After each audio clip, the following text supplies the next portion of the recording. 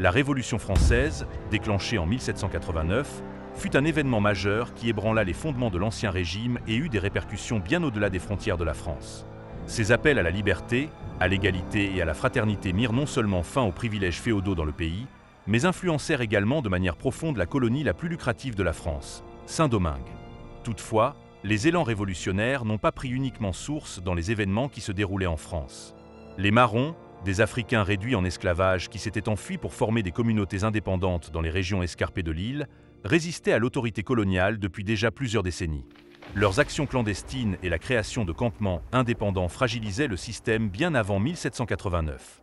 Néanmoins, l'agitation révolutionnaire qui secouait la France agit comme un puissant catalyseur, ébranlant les structures de gouvernance coloniale et les hiérarchies sociales.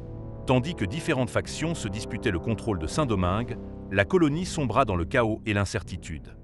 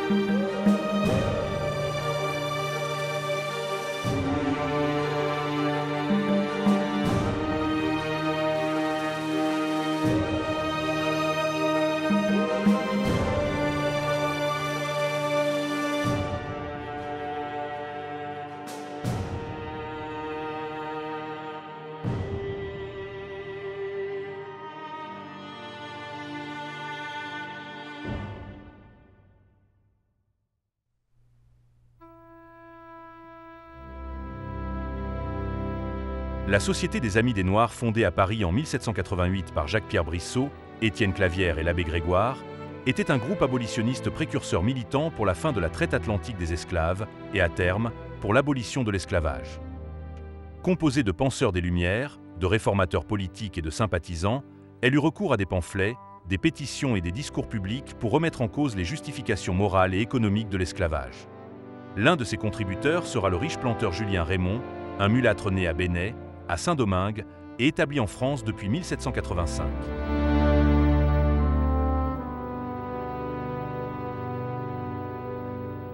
Après la prise de la Bastille, à partir du 20 août 1789, un groupe de planteurs blancs, menacés par les idées propagées par les Amis des Noirs, se mit à se réunir à l'hôtel appartenant au marquis de Massiac.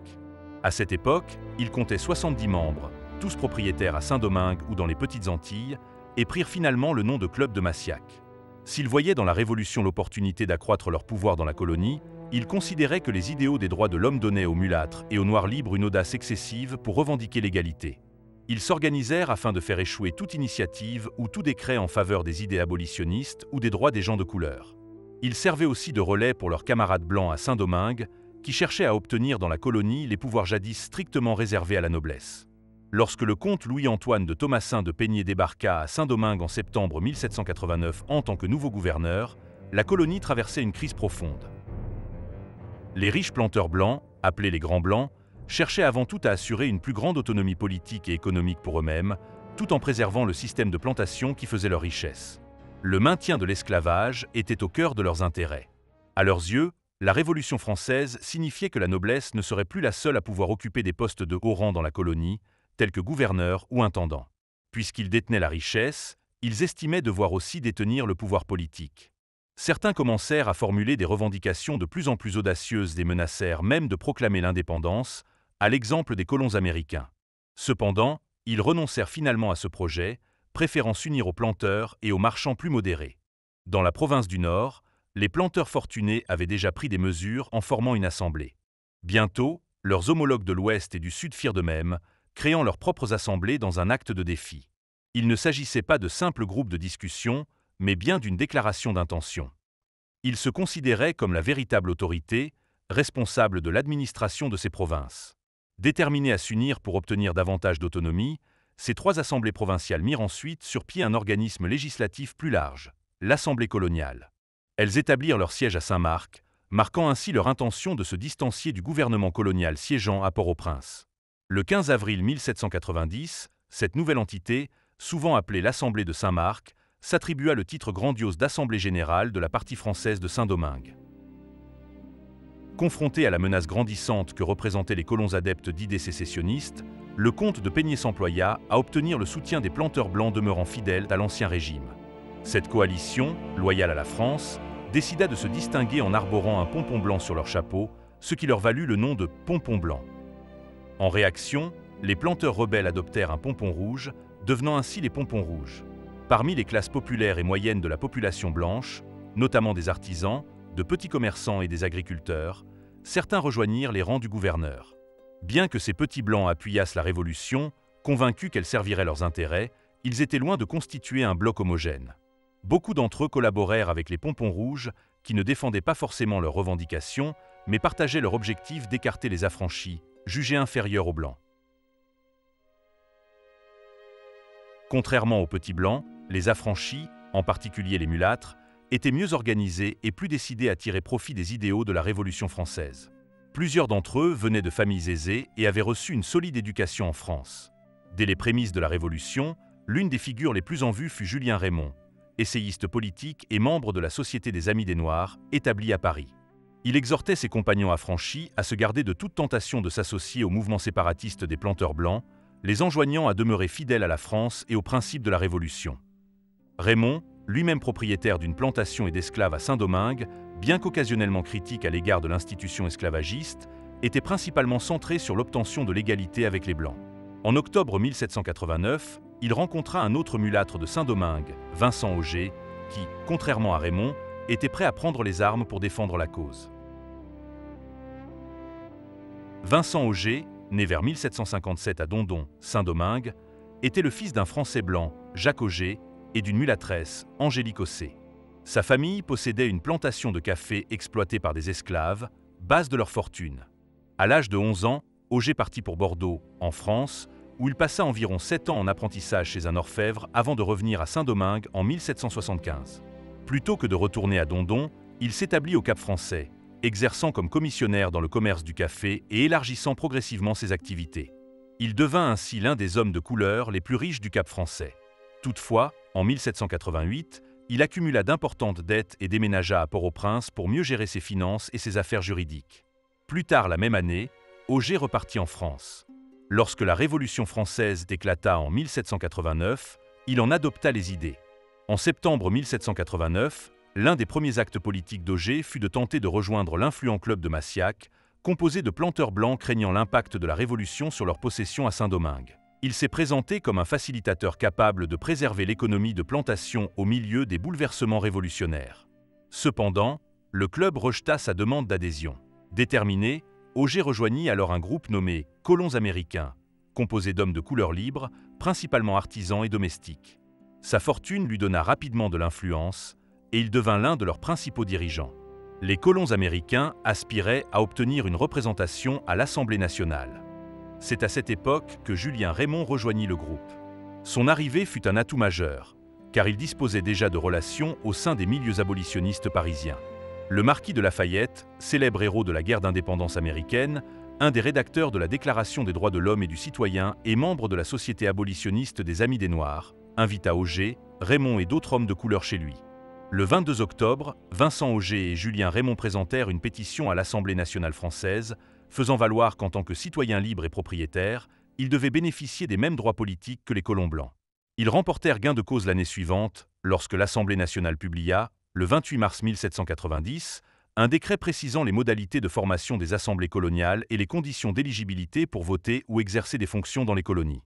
Dans son article 2, le décret stipulait « Tous les hommes âgés de 25 ans, domiciliés depuis 2 ans dans la colonie, y possédant un bien immeuble ou, à défaut de propriété foncière, y exerçant une profession ou y possédant un établissement commercial ou industriel, et qui paie un cens ou une redevance directe dont le montant, dans chaque colonie, sera fixé par l'Assemblée coloniale, seront réputés citoyens. » Bien que la formulation fût quelque peu ambiguë, elle ouvrit la voie à certains affranchis pour revendiquer le droit de participer à la gouvernance locale, à condition de remplir certains critères de propriété.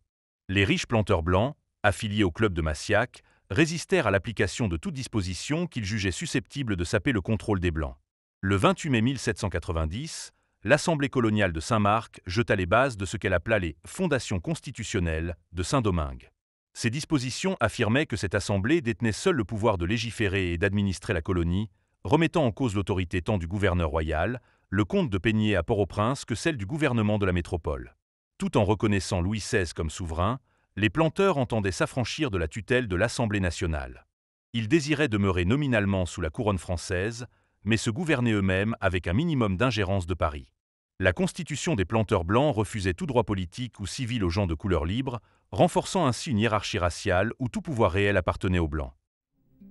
Confronté aux difficultés de faire appliquer dans la colonie les lois favorables aux affranchis, Auger comprit que seule la prise des armes leur permettrait d'atteindre leurs objectifs. Il décida de quitter la France pour Saint-Domingue, mais cette entreprise se révéla bien plus ardue que prévu. Le club de Massiac, se méfiant de tout individu qu'il jugeait dangereux comme Auger, obtint du ministère de la Marine une directive interdisant à tout navire à destination de Saint-Domingue d'embarquer un résident de race mixte venant de France, sous peine d'arrestation et de remise aux autorités à l'arrivée. Pour contourner cet obstacle, Auger embarqua à bord d'un navire à destination de l'Angleterre, avant de poursuivre son voyage vers les États-Unis. Pendant ce temps, à Saint-Domingue, alarmé par cette volonté d'autonomie, le gouverneur général, le comte de Peigné, prit immédiatement des mesures pour limiter le pouvoir de l'Assemblée. Il dissout les comités locaux qui la soutenaient, notamment le comité de l'Ouest, et ordonna à ses troupes de se diriger contre l'Assemblée à Saint-Marc, contraignant les députés à se disperser. Le 12 octobre 1790, l'Assemblée constituante de France déclara l'Assemblée de Saint-Domingue dissoute et ordonna l'arrestation de ses membres. Devant la pression militaire accrue et le décret du gouvernement français, cette expérience de gouvernance quasi sécessionniste fut de courte durée. Les députés les plus intransigeants furent embarqués à bord du navire Léopard et envoyés en France pour y être jugés, ce qui leur valut le surnom de Léopardins. Au cours de ce même mois, le 23 octobre, Vincent Auger débarqua au Cap Français en provenance des États-Unis. Alors qu'il se trouvait à Charleston, en Virginie, il s'était procuré des armes et des munitions. Profitant de l'obscurité, il réussit à débarquer discrètement et gagna Dondon, son lieu de naissance. Sur place, il réunit plusieurs amis, parmi lesquels Jean-Baptiste Chavannes, un natif de la Grande Rivière du Nord, sous-officier dans la milice coloniale et vétéran du siège de Savannah lors de la guerre d'indépendance américaine. Chavannes prônait une guerre totale contre le système esclavagiste, exhortant Auger à inciter les plantations à se révolter et à proclamer la liberté générale pour les esclaves. Cependant, Auger, davantage attaché à la défense des intérêts de sa propre classe, rejeta cette proposition.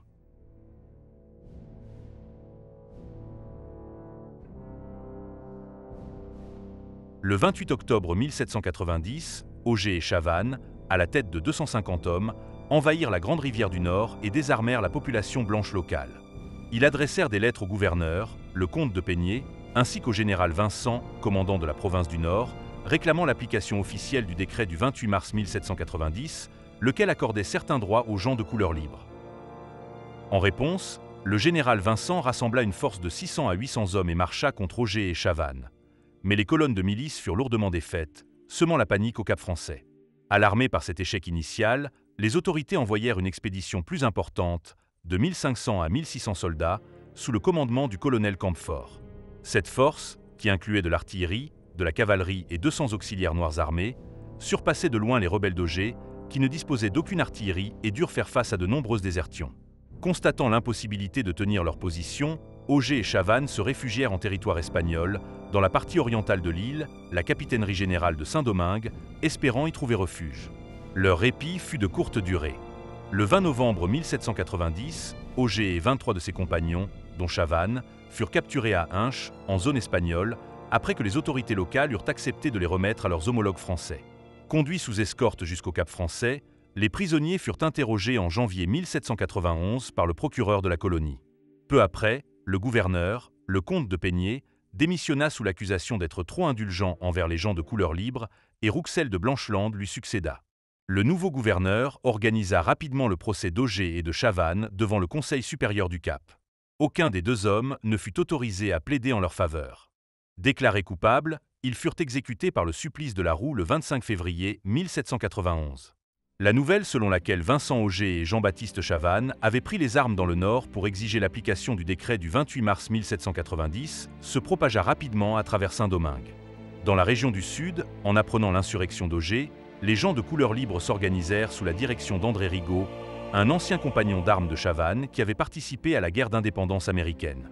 Malgré quelques succès initiaux, un régiment de Port-au-Prince dirigé par le colonel Mauduit finit par les disperser. Lors de l'affrontement, Rigaud, Pinchina et plusieurs autres hommes de couleur libre furent faits prisonniers. Malgré l'ampleur grandissante des effusions de sang, les conflits à Saint-Domingue s'intensifièrent. Les planteurs blancs s'opposaient aux autorités de la métropole, tandis que les affranchis défiaient la population blanche en général. Toutefois, au cœur de ces affrontements, des hommes noirs étaient souvent enrôlés comme soldats, prenant peu à peu conscience de leur propre capacité de combat. Dans un tel climat où chaque groupe luttait pour ses droits, il devint inévitable que la majorité noire finisse bientôt par se soulever pour faire valoir leurs propres droits.